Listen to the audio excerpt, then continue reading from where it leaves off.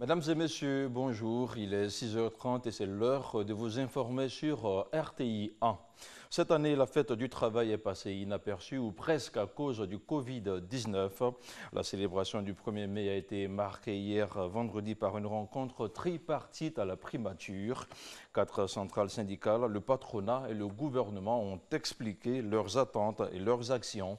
Des mesures ont également été formulées pour freiner les impacts négatifs du Covid-19. Le chef du gouvernement a rassuré les travailleurs et les entreprises qui sont au cœur du plan de riposte en vigueur. Voyons tout cela avec Gabriel Zani. Ordinairement rempli de personnalités à l'occasion de rencontres solennelles, ce vendredi 1er mai, fête du travail, l'auditorium de la primature est clairsemé. C'est le Covid-19 qui exige cette disposition. De plus, il est question du virus dans toutes les interventions. Plus exactement, de comment endiguer ses effets nuisibles sur le salarié et l'employeur. Gouvernement, patronat et centrales syndicales reconnaissent la gravité de la situation. Le 25 mars, dans sa première déclaration relative au Covid-19, Humanis alertait sur l'impact sur les travailleurs. Les 2 et 15 avril, dans une deuxième et troisième déclaration, Humanis a interpellé les patrons des entreprises sur la frénésie des licenciements malgré le protocole de la Commission indépendante permanente de concertation du 25 mars 2020. À la date du 17 avril, ce sont près de 19 000 travailleurs mis au chômage technique dans plus de 700 entreprises. La précarité se profile à court terme pour de nombreuses familles. La plupart des centrales syndicales demandent l'interdiction du licenciement et la mise en place urgente d'un cadre de dialogue inclusif avec le secteur privé. Le RTC voudrait encourager le gouvernement à payer 80% au moins du salaire net sur toute la durée de la pandémie en cas de chômage technique, à interdire tout licenciement sauf cas de faute lourde, à réduire de 50% le coût des denrées alimentaires des grands consommateurs. Les travailleurs impactés par le Covid-19 se comptent par milliers. Des entreprises aussi, où presque tous les voyants sont au rouge.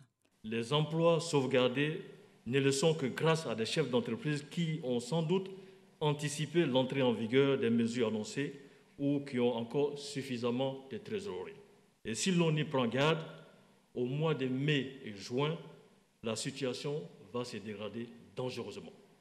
Il y a donc urgence et l'application immédiate de toutes les mesures annoncées il y a un mois offrira une bouffée d'oxygène aux entreprises et par ricochet aux travailleurs.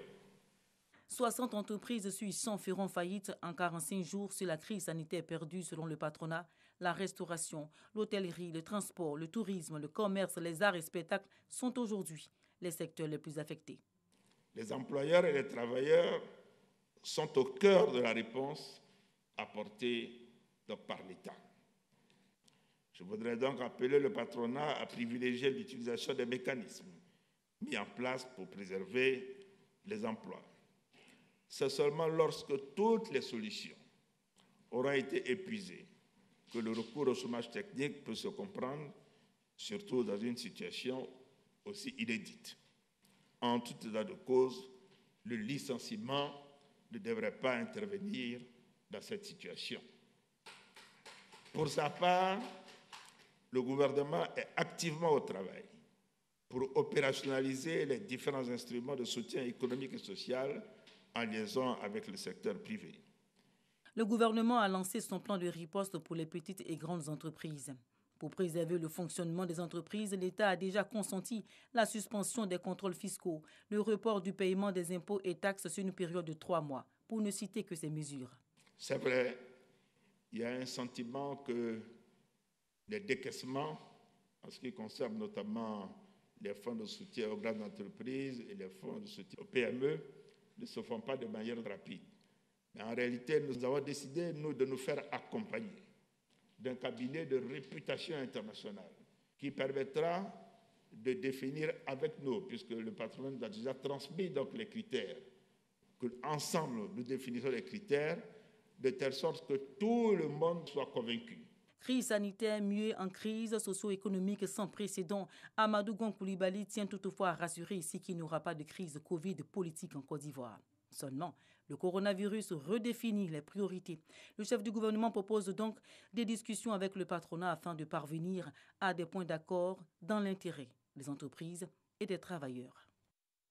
Pour la seconde fois consécutive, le prix du carburant connaît une nouvelle baisse à la pompe. Le prix du litre de l'essence super sans plomb est passé de 595 francs à 570 francs le litre.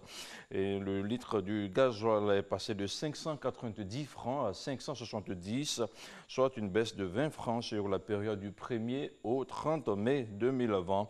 Le format B12 de la bouteille de gaz a lui aussi enregistré une forte baisse, passant de 5 200 à 4 375 francs CFA, soit une baisse de 15%. Plus de détails avec Cheikh Aboubakar Koné. Un litre de gasoil à 570 francs CFA. Idem pour le litre d'essence qui est fixé depuis ce 1er mai à 570 francs CFA, soit respectivement une baisse de 20 et 25 francs CFA. Une information en ce jour de la fête du travail pour le plus grand bonheur des consommateurs. Nous sommes d'abord surpris agréablement, puisque comme vous et moi, comme vous connaissez, nous vivons une situation très difficile à l'heure actuelle, surtout compte tenu de la pandémie que nous vivons. Et vraiment, nous ne pouvons que remercier les autorités. Bon, en tout cas, c'est un sentiment de joie, parce qu'avec cette tension-là, si les carburants diminuent, c'est une bonne chose. À l'accoutumée, le changement du prix à la pompe se fait en début d'après-midi, mais cette fois, les choses semblent être allées plus vite. Une fois seulement qu'on communique sur le changement du prix, automatiquement les structures qui sont chargées du changement du prix viennent sur le terrain, investissent le terrain, ils viennent changer le changement. Seulement cela, cette fois-ci, c'est parti très vite. Voilà, dès la première heure de la journée, le changement est fait. Le matin, on a constaté que c'était automatiquement. En cause, une baisse du prix du pétrole à l'international due au ralentissement global lié à l'épidémie du coronavirus. Ces deux produits pétroliers ne sont pas les seuls à connaître une baisse importante. Au niveau du gaz butane, la bouteille de 12,5 kg, communément appelée B12, est passée de 5 200 francs CFA à 4 375 francs CFA. Une nouvelle bien accueillie ici, dans ce ménage, dans la commune d'Adjamé. C'est 5 500, maintenant on fait à 4 300. C'est bien, parce que la population, on n'a pas l'argent maintenant. Ça ne marche pas. Parce qu'à cause du coronavirus, ou bien corona Fatma Tawa, on ne gagne rien. On sort matin, 6h à 15h, on ferme. Un tour chez ce revendeur nous permet de vérifier le respect de l'application du nouveau tarif. Oui, ce matin, je viens de voir ça sur mon Facebook, même que l'État a diminué le prix. Donc je m'apprêtais à aller faire les photocopies pour venir afficher devant mon magasin pour dire qu'il y a une baisse du prix du gaz B12. Mais cette fois-ci, on est obligé d'appliquer parce qu'il y a une pandémie qui fatigue la population et tout le monde est concerné. Toutefois, notre revendeur détaillant dit avoir quelques inquiétudes. Mais nous avons des difficultés aussi avec les livrets. Vu que nous appliquons le prix, il faudrait qu'eux aussi appliquent le prix pour nous donner un prix bas pour qu'on puisse vendre à ce prix. J'ai déjà pris ça à un prix élevé. Voilà. Donc nous allons nous sacrifier pour vendre à ce que l'État demande. Mais il faudrait que ceux qui viennent nous livrer, ils appliquent le prix, ce que l'État demande pour qu'on puisse aussi avoir quelque chose. Depuis le début de la crise sanitaire, le gaz butane enregistre ainsi, sur son format B12, sa première baisse estimée à 15%, environ 825 francs CFA. Autre chose, à présent, 58 nouveaux cas d'infection au Covid-19 ont été recensés hier, vendredi. On note aussi 23 nouvelles rémissions et malheureusement un nouveau décès. Écoutons ensemble le point de la situation établi par le ministère de la Santé et de l'Hygiène publique. Le ministère de la Santé et de l'Hygiène publique a enregistré ce jour, vendredi 1er mai 2020, 58 nouveaux cas de Covid-19 sur 416 échantillons prélevés, soit 14% de cas positifs, 23 guéris et un décès. Nous notons ce jour le décès d'un patient de 60 ans, hypertendu, évacué au SMIT dans le coma pour détresse respiratoire. Le ministère de la Santé et de l'Hygiène publique présente ses condoléances à la famille éplorée. À ce jour, la Côte d'Ivoire compte donc 1333 cas confirmés, dont 597 personnes guéries, 15 décès et 721 cas actifs. Le nombre total d'échantillons à la date du 1er mai 2020 est de 10 073. Depuis le 21 avril, aucun cas de Covid-19 n'a été notifié à l'intérieur du pays. Tous les nouveaux cas positifs le sont dans le Grand Abidjan.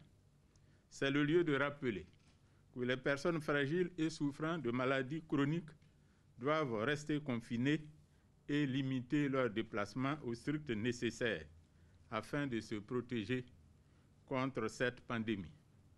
Je rappelle que le strict respect des mesures barrières nous permettra de freiner la propagation de la pandémie, de la maîtriser et de la contrôler.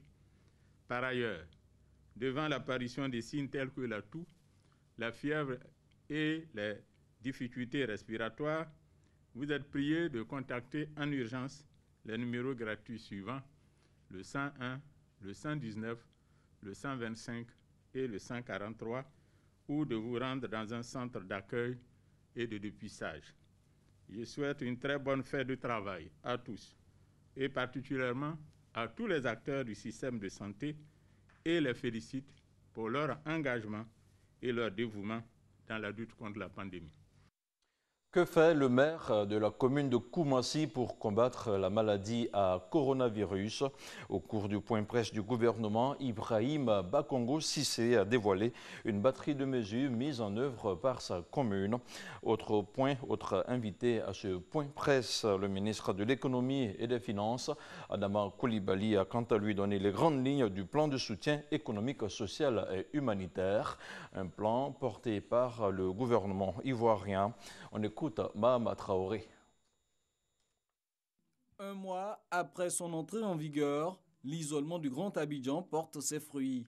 Pour preuve, aucun nouveau cas testé positif au Covid-19 n'a été enregistré à l'intérieur du pays depuis le 21 avril dernier. Toutefois, le ministère de la Santé réitère son appel à la prudence et au respect des mesures barrières. Un appel spécialement dédié ce vendredi 1er mai aux populations de la commune de Koumassi. À l'instar de toutes les communes d'Abidjan, la commune de Koumassi est l'une des plus densément peuplées d'Abidjan, c'est-à-dire en termes de concentration de personnes au kilomètre carré. Et sa proximité géographique avec la commune de Makori, deuxième grand foyer après la commune de Cocody, mérite attention particulière. Par ailleurs, la circulation est libre et très fluide entre les différentes communes Abidjan. Vigilance et prudence donc sont toujours de mise, monsieur le maire. Appel entendu par Ibrahim Bakongo Cissé. Même si Koumassi compte déjà 28 cas de malades du Covid-19, le ministre-maire garantit que tout est fait pour freiner la propagation de cette pandémie dans sa commune. Les mesures prises consistent notamment à l'activation du comité communal de lutte contre les pandémies. Ensuite, la mise sur pied de cellules de jeunes pour la sensibilisation de proximité dans les quartiers et sur les marchés. La pose de dispositifs de lavage des mains aux entrées de tous les bâtiments publics de la commune.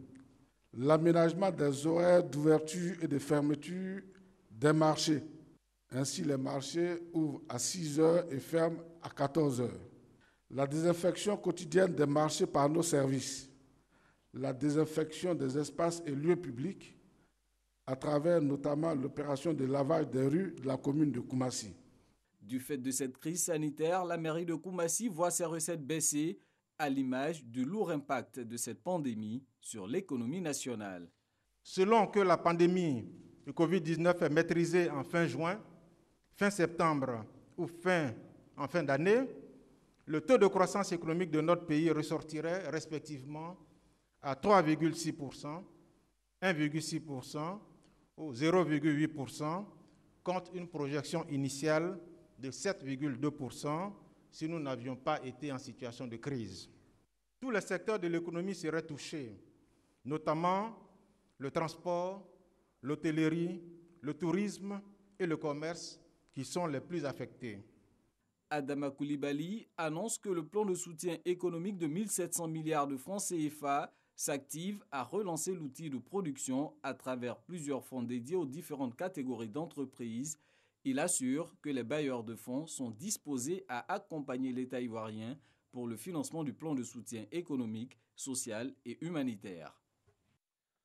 Place à présent à l'actualité hors de chez nous. Au Burkina Faso, le président de la Commission électorale nationale indépendante, CENI, a assuré jeudi l'opposition politique.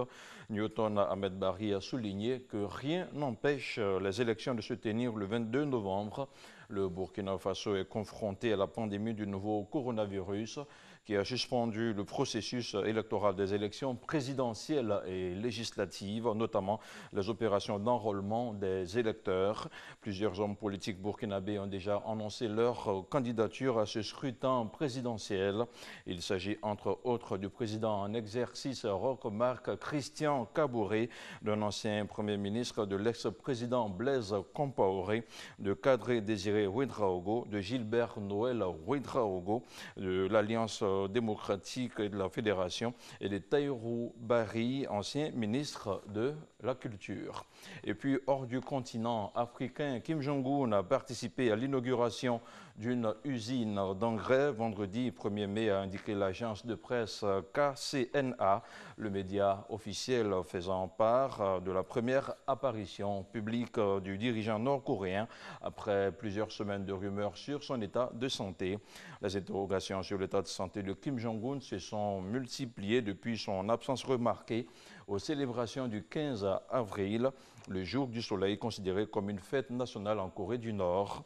Comme vous pouvez le voir, l'état de santé du dirigeant nord-coréen est un secret d'État extrêmement bien gardé. Et c'est sur cette brève que se referme ce point d'information. Merci à vous tous qui l'avez suivi. Retrouvez-le justement sur le www.rti.ci. À demain, 6h30.